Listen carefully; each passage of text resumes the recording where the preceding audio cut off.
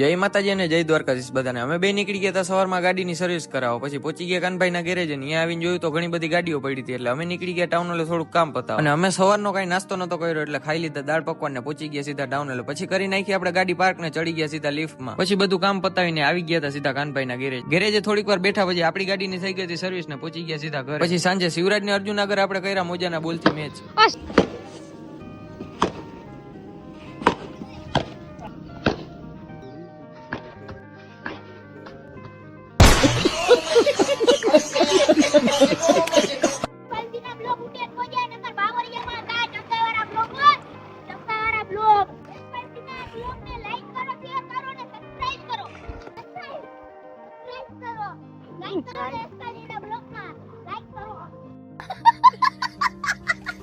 પછી સાંજે આવ્યા હતા બાબા કાકા, એટલે આપણે રહીમાં થોડીક વાર એના ભેગા મેચ. અને હવે આપણે મળીએ સીધા નેક્સ્ટ મિની બ્લોગ.